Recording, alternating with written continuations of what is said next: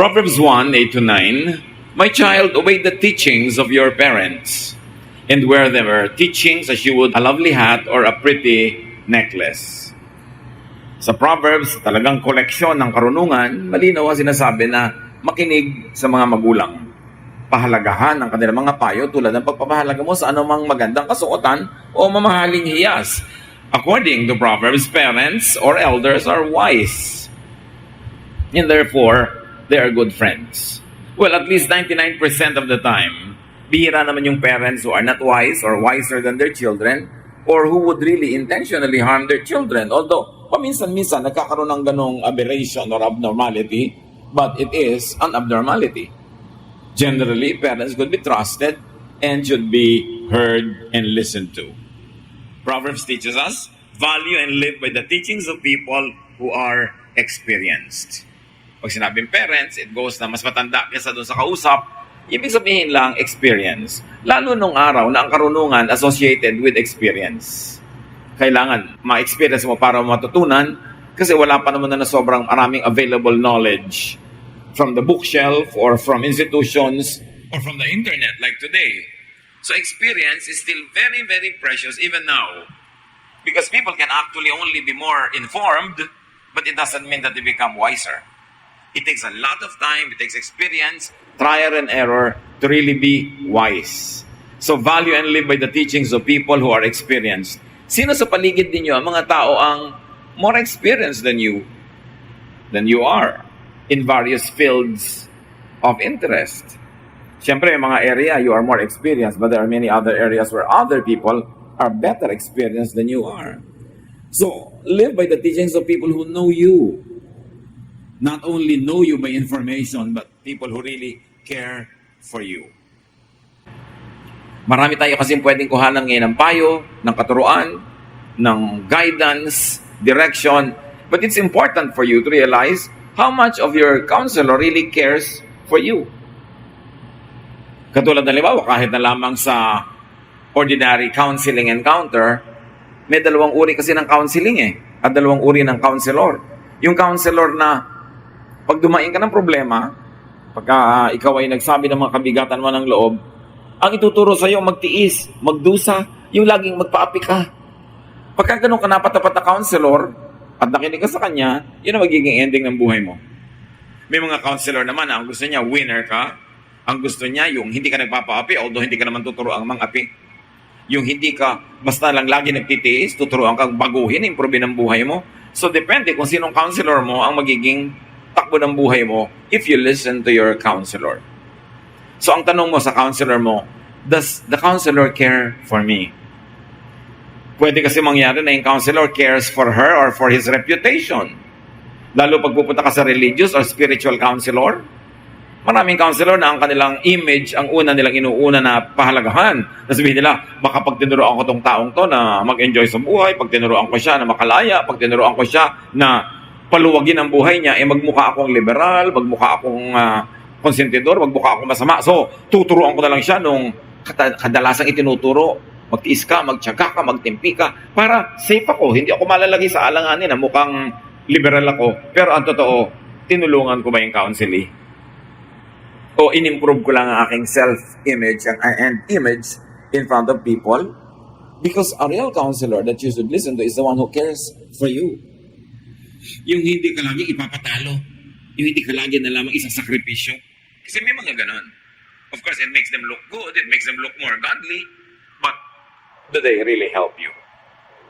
Napakahalagang pinipili kung sino ang pinapakinggan. Kaya panalo tayo pag nakikinig tayo sa mga magulang natin. Kasi nga 99% of the time, mas matalino sila, mas experienced sila, at mahal nila tayo. Hindi sila magpapayo ng ikatalulugi o ikakatalo natin needlessly. Sa pagpapatuloy ng Proverbs chapter 1, verses 10 to 14, don't be tempted by sinners or listen when they say, come on, let's gang up and kill somebody just for the fun of it. They're well and healthy now, but we'll finish them off once and for all. We'll take care of their valuables and fill our homes with stolen goods. If you join our gang, you will get your share. Ito yung banditry, robbery, nung araw, nangyayari pa rin ngayon. Pero, Maraming equivalent itong paggawa na ito ng masama sa ating panahon. Hindi kailangang pukpukin mo yung tao, nakawan mo siya, patayin mo siya, para gawan mo siya ng masama. And so think of the equivalent. Because there could be people who are influencing you and me to do evil to others. Maybe not as naked as killing somebody or robbing somebody, pero ganun pa rin ang effect na nakawan yung kapwa ng katahimikan, kapayapaan, o ari-arian, o reputasyon. May mga ganung magnanakaw pa rin ngayon. May mga ganung pa rin mamamatay tao. So, suriin natin kung yung pinapakinggan natin, doon tayo dinadala sa pagsira sa kapwa. Don't listen to people who convince you to do wrong, to hurt and damage others, to join in their evil projects. Pag may natidinig ka, susuriin mo, mabuti ba ang payo? Maganda ba ang sinasabi? Is it fair to everybody involved in the situation? Tinuturoan ba niya akong gumawa ng masama para sa aking ganansya? Para sa aking tubo? Marami yun. O mandaya ko. Uy, nagtitinda ka pala ng manok. Balikan pa rin mo para madaya mo timbang. Yun ang iba na dyan ngayon. Nakakagawa ko rin ng masama sa kapwa. Nananakawan mo rin sila kasi nagbabayad pa sila ng pagpabigat ng manok. Hindi yung manok talaga ang nababayaran nila. O kaya ay nakakasakit sila dahil sa inilalagay mo mga kung ano-ano. Nagtitinda ka ng karne na double dead, nagtitinda ka ng mga bulok, mga substandard, edi parang bumapatay ka rin ng tao. Kaya maraming equivalent ngayon, yung nandun sa Proverbs, sa example. At ang tatanungin mo, itong nagbibigay sa akin ng payo, dinadala ba niya ako sa landas na gagawa ko na masama? Proverbs 1:15 to 18, don't follow anyone like that or do what they do. They're in a big hurry to commit some crime, perhaps even murder. They are like a bird that sees the bait but ignores the trap. They gang up to murder someone, but they are the victims. Bihira na siguro sa atin ngayon ang nakakakita ng mga ibon na sinisilo, hinuhuli sa pamamagitan ng kung ano-ano mga traps. Pero imagine niyo, lalo nung panahon na sinusulat itong Proverbs, usong-uso yung maglalagay ka ng mga trap para sa ibon para mahuli mo siya at maluto mo siya. Kahit sa ating national dance ng araw na tinikling, pinalitan na yata ngayon yung national dance, it is about traps in the rice fields, mga kawayan, na pag nagkamali yung tickling bird ng tapak, sasara, maiipit ang paan nila, makakain sila, mahuhuli sila. Sabi, ganyan daw yung mga gumagawa ng masama. Gumagawa sila ng mga traps. At ang mga ibon, o kaya yung mouse na nakatingin siya dun sa inilagay mong trap, ang tinitingnan lang niya yung premyo. Ang tinitingnan niya yung mapapala niya, yung ganansya niya. Kaya nabubulag siya sa panganib. Again, maraming equivalent yan sa buhay. Pag tayo ay naakit nung premyo ng isang bagay na masama, nabubulag tayo dun sa bayad. Nabubulag tayo dun sa panganib at dun sa magiging resulta sa ating spiritual life. Kaya sabi, huwag ka lang dun tumingin sa bait, doon sa pain, kundi tingnan mo yung buong setup. Uy, may pain dito. Pero pagka dinakot ko to, pag kinuha ko to, makukulong ako. Magdurusa ako. Maaring ikamatay ko to. In some islands in the Pacific, may mga unggoy na pag nahawakan na nila isang bagay, hindi nila bibitawan, magkamatayan na. So para sila mahuli ng mga tao sa islands, gumagawa sila ng trap. At ano yung trap? Yung mga bao ng nyog. Buong buo yung bao, bubutasan nila ng konti, tapos lalagyan nila sa loob yung nyog ng bato. Batong makintab, batong makinis, itim o puting bato, ano mang bato. Kasi pag nasilip yun ng unggoy, isusuot niya yung kamay niya sa loob at kukuhanin niya yung bato. Yung nyog, nakatali yon, hindi mo pwedeng dalhin. Akala mo pwede mong dalhin, pero mayroong paraan na itinali yon sa isang lugar. So si unggoy, pag ipinasok niya yung kamay niya at nahawakan na niya yung bato sa loob, hindi na niya yung bibitawan. At dahil ayaw niyang bitawan, hindi niya mahuhugot ang kanyang kamao kasi maliit lang ang butas. Matatrap siya, mahuhuli na siya. Samantalang kung bibitawan niya yung bato, luluwag yung kanyang kamay, liliit. Pag hinugot niya sa butas, makakawala siya uli. Ano kaya ang batong hawak niyo ngayon? na ayaw niyong bitaw-bitawan, kaya tuloy hindi kayo makawala, hindi kayo makalaya. Ano man yon? Bisyo ba yon? Yung bato na yon? Pleasure ba yon? Ano kaya yon? Meron ba tayo, to begin with, nahawak na bato, na dahil sa pagkakahawak mo tayong bitawan, napapahamak ka na. Sari-sari na ang nangyayari sa iyong mga damage, ayaw mo pa rin mag-give up. Yun unggoy. Ikaw naman tao, dapat naman mas matalino tayo, di ba? Nalalaman natin, trap ito. The rewards of wrongdoing are just baits in the trap. Yung parang gantimpala, saya, ganansya, pain lang yon. Hindi totoo na meron ka mapapala pagka yun ay kinuha mo. Kaya kailangan mapanuri. Kaya tuwing merong parang pain, yung wow, ang laki ng kikitain mo, katulad dun sa mga na 1, 2, 3, sa mga scam, kasi may pain. O magbibigay ka ng ganitong cheque, 2,000, after 1 week, magiging 3,000. Wow, kumita ka ng 1,000 in 1 week. So sa susunod na linggo, may pain syempre, 1,000. Sa susunod, dadagdagan mo na yon, 5,000 na yung ilalagay mo para sa susunod na linggo. Maaaring 7,000, 8,000 na yung iuwi mo. May pain. Palaki ng palaki. Hanggang biglang, pagbalik mo doon sa office, tumakbo na sila. Wala na. Kaya ang tawag doon, fly by night. They fly during the night. Iyak-iyak ka na wala yung pera ko. Kasi nasilaw ka sa pain. So yung mga kamag-anak mo, mga kaibigan mo, hindi malaman kung maaawa sa'yo o papagalitan ka. Dahil, if it's so good to be true, it's very probably not true. Pag sobrang matamis ang pangako, sobrang ganda ng ibibigay sa'yo, magduda ka. Kasi sa totoong buhay, hindi ganun kadali ang mga bagay. Pag sa parang sobrang dali, magduda ka, pain yun. Those that are blinded by the bait, by the prospect of gain, become the victims. Kaya ngayon nga nabibiktima ng scam, hindi mo malaman kung maaawa ka o papagalitan mo dahil ano ba, linaw-linaw niyan, bakit ka nabulag? Kasi nakakabulag talaga pag ang tiningnan mo yung benefit. Proverbs 1:19, the wealth you get from crime robs you of your life. At kahit pa nga, may nakuha ka, may napala ka, may balik. May bayad. At least may spiritual bayad. Pag gumawa ka ng masama at meron kang napalang ganansya, may bayad ang iyong kaluluwa. Dishonest and evil gain is no gain at all. It brings about greater loss. And usually the loss is intangible. It is not material. It is not always financial. Pero sometimes loss of sleep, loss of peace of mind, loss of friends, for instance. Maraming losses. Kaya dapat marunong tayong tumimbang, hindi laging mas mabigat ang pera. May pera nga, nawalan ka naman ng kaibigan na mahalaga sa buhay mo, nawalan ka ng kamag-anak, nawalan ka ng pamilya. Gaano kabigat ang pera para itumbas sa tao? Dapat nating naikat. Tsaka po, gaano katimbang ang pera para itumbas mo sa usig ng budhi? Para sa kawalan ng kapayapaan at katiwasayan, it's too much to pay for material things.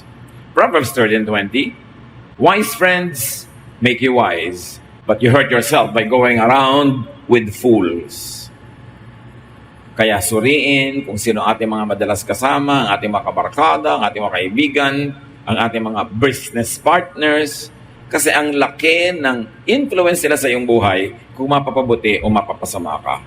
And very especially, choose who you listen to. Piliin kung kanino makikinig sa negosyo, sa love life, sa practical life, kanino nakikinig. Even in religiosity. Because able preachers could speak based on verses of the Bible, what they want to say, what they believe in, and what they want to promote. Kaya may mga preachers na tuturuan kang laging maghirap, magdusa, magtiis, may version na ilalabas. May preachers din naman na tuturuan ka na kung paano ang buhay ay ima-maximize mo, tulad ng ituturo ni Solomon, paano ka mag-enjoy nang hindi ka gumagawa ng masama, may verse din silang ilalabas. Kasi very interestingly, the Bible gives people a lot of choices. The Bible really gives people so much room to maneuver in. Kaya kung very conservative ang preacher, conservative ang preaching, conservative siyempre ang effect. Pero kung very progressive, halimbawa yung preacher, progressive yung approach, progressive din ang effect. Kaya the same Bible, the same God, the same Jesus, iba-iba ang lifestyle ng mga Kristiyano, depende kung kanino sila nakikinig. Napakalaking factor yung pagpili mo, kanino ka nakikinig. Kasi syempre, from the printed word, you have to go through scholarship. You will have to go to reading, understanding, then interpretation, then application. Ang laki na ng personal factor ng teacher doon. Kaya may makikita ka mga Christians na sobrang progressive, sobrang modern ang approach, merong sobrang conservative, pero the same God, the same Bible. Kasi iba-iba yung preacher nila pinapakinggan. So ano gusto mo mangyari sa buhay mo? Gusto mo ba halimbawa hindi ka magpagupit yung hanggang lupa ang buhok mo? Eh di makinig ka sa preacher na yun ang itinuturo kasi meron din verse nun. Gusto mo wala ka na halos makain, bawal lahat? Eh di sumunod ka doon sa preacher na yun ang pina-emphasize kasi ang dami din ka ng verses. Pero may verses din na nagsasabi that tulad na sinasabi ni Jesus, you are free to eat anything because food does not make you spiritually dirty. So kanino ka nakikinig? Yun ang mangyayari sa buhay mo. Importanteng pinipili talaga.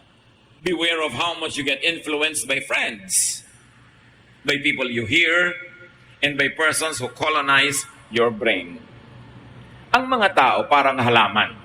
Alam niyo yung halaman, kung pwede lang niyang solohin yung langit, i-spread niya lahat ng kanyang mga branches, tatakpan niya ng leaves siya ang lahat ng space para siyang sumagap ng lahat ng araw. Kung kaya niya lang gawin yun. Kaya sa mga gubat, ang tataas ng puno, nag-uuna-una silang tumaas para pag nasa taas na, ibubuka nila ang kanilang mga sanga, makukuha na nila lahat yung araw, wala nang makukuha yun nasa ilalim. Nothing grows in the shadow of a big tree. Ganon din ang tao. Yung brain mo, hindi ka kontentong nasa loob lang ng bungo mo. Gusto mo yung brain mo i-transplant sa bungo ng iba para yung iniisip mo ang isipin nila, yung gusto mo ang gustuhin nila, at maging sunod-suduran sila sa yung iniisip o pinapaniwalaan. Ganyan ang lahat ng tao. Iba-iba lang ng degree. Kaya kung ikaw ay magpapa-colonize sa lola mo, sa nanay mo, sa tatay mo, sa kaibigan mo, sa nobyo mo, kahit kanino, mako-colonize talaga yung brain mo. Kasi it is natural for people to want to expand themselves. And they would like to expand like plants at the expense of others. Kaya dapat marunong ka mag-isip para sa sarili mo. Hindi ko mo narinig mo, sunod ka na agad. Suriin mo, maganda ba, mabuti ba? Tama ba yung scholarship ng pag-aaral? To the point na pwede mong i-apply talaga sa buhay mo? And how much of it will you apply? How much will you not apply? You need not obey everything you hear. You have to examine what you hear. Binigyan tayo ng Diyos ng brain para mag-isip. Pero ang daming ganong tao. Bakit yan ang kinakain mo? Eh kasi yan ang gusto ng kasama ko. Bakit ganyan ang suot mo? Kasi yan ang sabing isuot namin. O bakit ganyan ang buhay nyo? Eh kasi ganyan ang itinuturo sa amin. Wala silang sariling paninindigan kung ano lang isipin ng iba. So yung mas malakas magsalita, siya ang nasusunod. But what will happen to your life if you will allow others to live in you? Dapat si Jesus lang ang pinapayagan mo to live in you, not other people. However, you can allow them to partly live in you if after examining what they say or teach, alam mong beneficial to you, good to all concerned, and does not offend God. Dapat marunong ka manuri. Kaya maraming tao api-apihan. Kasi hindi sila natuto mag-isip para sa sarili, manindigan para sa sarili, lagi nilang sumasang-ayon. Kaya lagi nilang nakakain ang hindi nila gustong kainin, pinupuntahan ang hindi gustong puntahan, ginagawa ang hindi gustong gawin, kasi may ibang nakatira sa utak nila na nagiging amo nila. 1 Corinthians 15:33, don't fool yourselves. Bad friends will destroy you. And if I may add, bad theology can destroy you. Bad homiletics can destroy you. Bad teaching can destroy you. And by saying bad, it doesn't always mean evil. It could also mean less than what is best or less than what is good for you. Dapat nanunuri. Psalm 1:1, blessed is the one who does not walk in step with the wicked, or stand in the way that sinners take, or sit in the company of mockers. Tatlong ways daw to be blessed. One, you do not walk in step with the wicked. Hindi ka lumalakad kasabay ng mga masasama. At hindi ka tumitindig kung saan sila nakatindig. In other words, ang paninindigan mo, pinag-iisipan mo. At hindi ka na uupo. Iba-iba, kita mo yung isa naglalakad, tapos tumindig, tapos umupo, mamaya nakahiga ka na, mamaya nakalubog ka na dyan. Pag sunod-sunod na, hindi mo sinuri. So it's very important. Blessed is the one also, if I may add, who does not listen to modern-day Pharisees. Can you imagine? Kung itinali ka sa mga uri ng pag-iisip, sa uri ng pamamaraan ng pamumuhay na libu-libong taon ang tapos, na iba na ang mundo, nakatali ka pa doon, di ka ba malulugi? Merong mga magandang sundan kasi up to now effective, pero maraming hindi na. Para namang walang nagbago sa planeta kung parang wala kang babaguhin sa style ng buhay mo. Kinokopya mo yung mga tao nakatira pa noong araw sa kuweba, yung mga tribu-tribu pa lang na maliliit, hindi pa cosmopolitan life, tapos sila ang gagawin mong model, di nalugi ka. Kanya-kanya-kanyang kalugihan, depende kung saan ka sumusunod. Proverbs 14:7, stay away from fools or you won't learn a thing. Stay away from the uninformed, the underinformed, and the ignorant, because they will lead you astray. So tinitingnan mo, qualified ba ang taong ito para pakinggan ko? Paano ba siya uri mag-isip, manuri, mag-aral? O kung ano lang lumalabas sa guni-guni niya, ituturo na lang niya bigla. Ang apektado yung sumusunod sa kanya. Proverbs 22:24-25, don't make friends with anyone who has a bad temper. You might turn out like them and get caught in a trap. One other person that we should avoid listening to. Yung nadadala siya lagi ng kanyang damdamin. Siyempre, pamisa-minsan, may damdamin ka talaga nangingibabaw. Pero pamisa-minsan. Pero may taong laging bad temper na lang nila umiiral. Huwag sumama, huwag sumunod, kasi kasama kang mapapahamak. And very importantly, avoid gossipers, whisperers, bubulong-bulong, susumbong-sumbong, parang bubuyog. Alam niyo yung bugtong, eto na si Ingkong, bubulong-bulong, sagot, bubuyog. Pero maraming tao bubuyog, yung lalapit sa'yo. May binubulong. Dati kanina masaya ka, nung bumulong siya, lumungkot ka. Dati yung isang tao, tinitingnan mo lang positively or in a neutral way. Pagkabulong niya, negative ng paningin mo. Na-influence ka na pala. Alam niyo bang napakalakas maka-influence ang chismis? Kasi masarap ang chismis. Sabi sa Bible, Proverbs 26:22, there is nothing so delicious as the taste of gossip. It melts in your mouth. Delicious talaga yan. Kaya pagka biglang tinikman mo yan, gusto mo pa more and more. But it will destroy your character. It will destroy your intelligence and even your fine judgment. Because gossipers will influence you to be negative. Nakakita na ba kayo ng gossiper na paglapit sa'yo? Kilala mo si person A? Ang bait niyan, ang buti niyan, masipag niyan. No, negative lagi ang dala niyan. Kaya didilim yung paningin mo tungkol doon sa tao without even knowing the facts. Kaya dapat sabi mo, masamang espiritu, lumayo ka sa akin. Kasi talagang masama ang spirit ng nagchichismis. Binubulag ka, pinapasunod ka sa kanyang pananaw, at yung inis at galit siya, iinisin kanya at gagalitin din para makakampi kanya. Kaya kanya ini-influence. Dapat lagi mong sinusuri, ini-influence ako ng kausap ko, ano kaya ang gusto niyang puntahan namin? Ba't niya ako inaakay? Anong influence yun? So be responsible, be careful in how you influence others. So far mula kanina, ang pinag-uusapan natin is how to be careful with others who influence you. But very importantly also, we should be careful with how we influence others. 1 Peter 1:22, now that you have purified yourselves by obeying the truth, so that you have sincere love for each other, love one another deeply from the heart. Do not use your access, do not use your influence to negate people from the good. Surely, meron tayong na-influence. May taong nakakabulong tayo sa kanila, nakakausap natin, nakikinig pa nga sila sa atin. Kung minsan pa nga, tinatanong pa tayo kung anong gagawin nila. Tiyakin ninyo na matapat tayo sa Diyos, na yung influence natin na hindi natin ginagamit para sa atin lang sariling kapakinabangan, para ipahamak yung tao, o para gamitin siya ng instrumento lang ng gusto nating mangyari sa buhay. Do not maliciously influence others. And let me tell you, advertisements are created to influence you to buy. Conscious yun. So, laging magmadali. Hanggang ganito na lang date, may libreng palanggana. So, sa kasakiman mo sa palanggana, hindi ba na tinignan na hindi mo naman kailangan yung bibilin mo dahil yung palanggana ang naiisip mo doon. May bait. Magmadali hanggang mamaya na lang. Kasi alam niyo, ang nagmamadali, lagi nalilito, madalas nagkakamali. They appeal to impulse buyers. Pag nag-decide ka today, may dagdag na papaya. So yung papaya ang naiisip mo, yung bibili mo worth 10,000.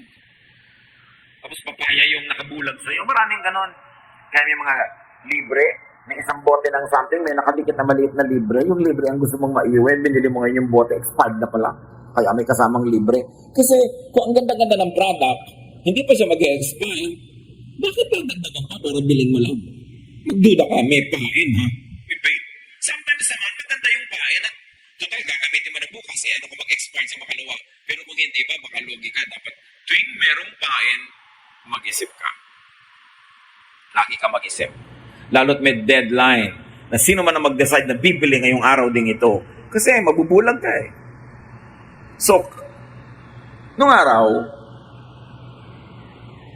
pag graduate sa high school, we took aptitude tests.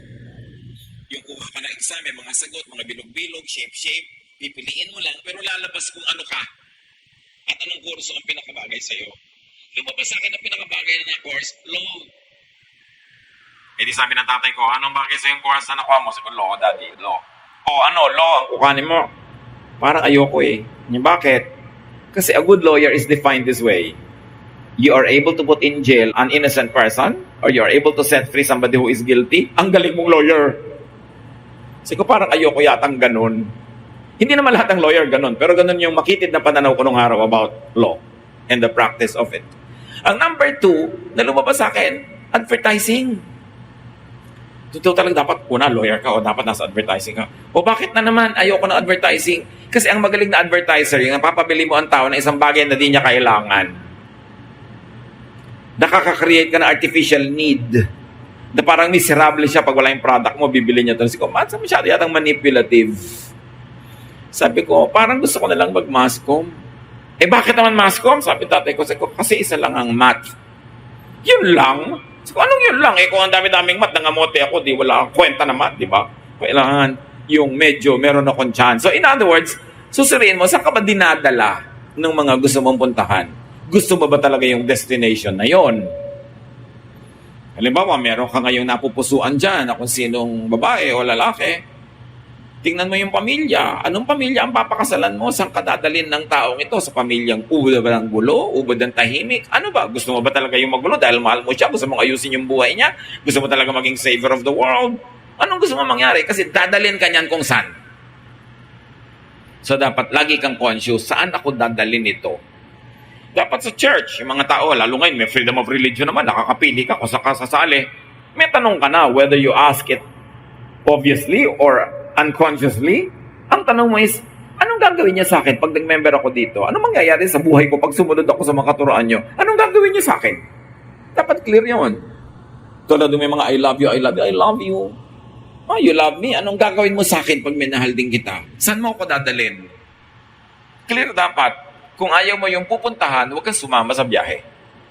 So it's important pinipili ang pinapakinggan at sinusuri ang nadidinig. Parents, elders are especially to be wise. Mahalaga sa parents, wise.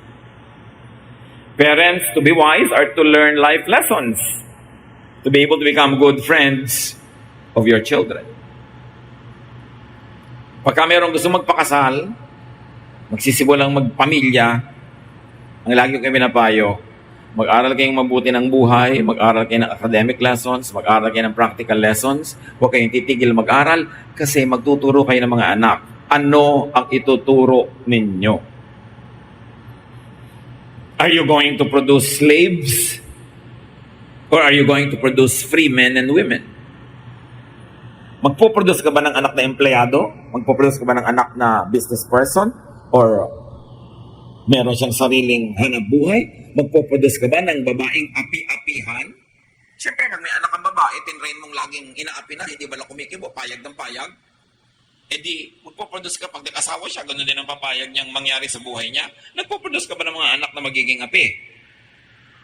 Yung mga inaapi na, hindi marunong kumibo, hindi marunong mga tuwiran. Paano nangyayari yon? Eh kung hindi mo pinapayagan ng anak mo mga tuwiran, hindi mo pinapayagang hindi mag-agree with you, eh di kinreate mo siyang robot. If you want to prepare your children na may paninindigan, hindi sila dali-dali na lamang na inaapi ng iba, Pag may pinapagawa ka, may inuutos ka, may tinuturo ka, pwede mong sabihin, anak, pag inutos ko sa'yo, gawin mo, wala kang choice. Pero pag sinabi ko sa'yo, anak, gusto mo ba ito o ayaw mo, pwede kang umayaw. Kasi tinatanong kita. At dapat pinapractice yung inyong mga anak na mga tanong na okay lang talaga sa inyo kung ayaw. O anak, pupunta tayo sa lamay ni Lola Bruning. Gusto mo ba sumama or not? 99% syempre, ayaw. Ayaw ko po. O sige, diyan ka na lang sa bahay. Maghugas ka ng plato, maglaba ka, mamalansya ka, hugasan mo ang banyo, linisin mo ang garahe, paliguan mo mga aso. Sasama na po ako. O kaya, magbigay ka ng mga option na talagang okay lang sa'yo na no. You've got to practice the children to be able to say no, even to you. Sasabihin lang, pwede kang mag-no sa akin, anak. Pwede kang mga tuwiran. Pwede kang hindi sumangayon. Basta polite. Polite. Magulang mo ko, hindi tayo magkaibigan, hindi tayo magkabarkada. Polite. At patapos mo mga tuwiran, sinabi ko pa rin, ito pa rin ang gagawin. Susunod ka dala na kita. Pero bibigyan kita lagi ng way to express yourself. And I can even change my mind when you're able to convince me. Pag nagpalaki kayo ng anak, hindi sila basta-basta mga pinangkapwa. Alam niyo kung bakit maraming Pilipinong naapi, lalo nagtatrabaho abroad, namamasukan, kasi inapi natin sila sa mga sarili nating bahay.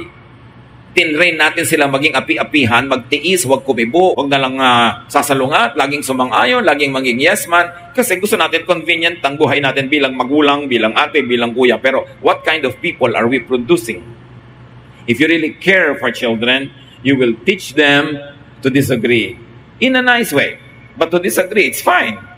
They can have their own opinion. It's fine. Pero kung yung opinion nila is limited by their knowledge because they are young, you can correct them. And when you have to use authority, then use it. Only sparingly. Most of the time, reason should prevail. Lahat ng nakikita kong sobrang inaapi ng mga employer, ng mga kapwa, ng kung sino-sino, lumaki sa mga tahanan, hindi sila tinuruan ng mga tuwiran kasi bawal sumagot. Okay lang sumagot, basta polite. At matapos kayong mag-usap, when a decision has been made, it should still be the parent who's authoritative person to make the final decision. But even parents should be able to change their minds. If only to encourage your children na mga tuwiran. Laging polite, but it's alright. Binigyan tayo ng Diyos ng utak. You should prepare the children to become responsible adults and adults that respect themselves and will teach others to respect them too. Hindi yung para sila mga tao-tauhan. So it's important. Learn life lessons. Teach children to be able to say no. You know, only strong people can say no. 99% of the time, people will say yes kahit ayaw. Halika na, samahan mo ko. Oh, sige na nga. O, punta tayo doon. No, sige na. Pero, kakainis naman, iyayap ako. Pero ano, mabubuhay ka laging gano'n ang ginagawa mo, ayaw mo? Kailangan may paninindigan. Proverbs 22:6, teach your children right from wrong. And when they are grown, they will still do right. So, ang pagtuturo sa formative years, then nababawasan, nakukuntian habang lumalaki yung mga bata para marunong din sila mag-experiment at give them a chance to commit mistakes. Basta hindi fatal, hindi malaki ang damage, matututo sila. Doon matututo ka na habang bata. Pag naturuan mo ng mabuti, kahit lumaki na yan, automatic na mga gagawin nila kasi nakaprogram na sa kanilang pagkatao kung ano yung tama at kung ano ang mali. So make sure, if you are going to teach children right from wrong, that you know right from wrong. Ang laking pananagutan na maging magulang, hindi lang yung biologically, nanganak ka, magulang ka na. Kasi magpapalaki ka ng tao. Madaling maging tao, mahirap magpakatao, sabi ng matatanda. So, ang tuturo natin sa mga bata, magpakatao, maging isang kumpletong human being. But you cannot give what you do not have. Kaya duty ng mga nagiging magulang, ano man ang edad nila, na patuloy na mag-aral para may maituro silang mabuti sa kanilang mga anak. Ecclesiastes 7:25, as a leader, as a parent, as an elder, gayahin si Solomon. Nung binigyan ng Panginoon ng duty to become king, hiningi niya wisdom para ikabuti ng mga tao ang kanyang pangunguna. Kasi kung siya imangmang, hindi napahamak lahat ng sumusunod sa kanya. Ecclesiastes 7:25, so, I decided to learn everything I could and become wise enough to discover what life is all about. At the same time, I wanted to understand why it's stupid and senseless to be an evil fool. Sabi na Ecclesiastes 7:25. Sabi ni Solomon, Pinag-aralan ko lahat. Kasi hari ako eh. Dapat pag kailangan magpasya, marunong ako magpasya. Kailangan alam ko ang tama. Kung limitado ang alam ko, doon lang ako magpapaikot-ikot sa alam ko, di ang liit ng mundo. Kailangan palakihin ang mundo. At ang pagpapalaki ng mundo ay pagpapalaki ng utak, ng isip. Mas meron kang pananagutan sa kapwa, teacher ka, mag-aral ka. Elder ka, mag-aral ka. Importanteng may ibinibigay na mabuti sa mga sumusunod sa atin. Matthew 12:36, I promise you that on that day of judgment, everyone will have to account for every careless word they have spoken. When you speak, be a blessing. When you lead to the good, not to the bad. To the improvement, betterment of those who follow you or listen to you. At kung pwedeng idagdag, on that day of judgment, everyone will have to account for every careless word they listen to. Ano ang pinapakinggan? Anong mga TV programs ang pinapanood? Anong radio programs ang pinapakinggan? Anong mga babasahin ang binabasa? Anong mga post ang binabasa? Lahat yan makaka-influence sa atin consciously or unconsciously. Garbage in, garbage out. Do not let garbage into your mind because it will produce garbage. We have a responsibility to each other, especially to those who believe in us, who follow us, that we should increase our knowledge, increase our wisdom so that we can help them find a better life. Dear Lord, we thank you that you are wise, that you are our leader, you are our Father, and you want nothing but the good for us. Turuan mo kami, Lord, na manuri. Kung kami nakikinig, akala namin kayo ang may sabi. Manuri kami. Consistent ba ito sa inyong character? Will you, our loving God, really teach this or make us obey something like this? Teach us, Lord, to examine what we hear. Mga nadidinig namin, nakaka-influensya sa aming buhay, at turuan mo rin po kaming suriin ang aming sarili kung kami ay good or bad influence sa aming kapwa. Pagbulay-bulayan natin ito, ano ang kahulugan nito sa ating buhay? Manahimik ang lahat sa presensya ng ating Panginoon.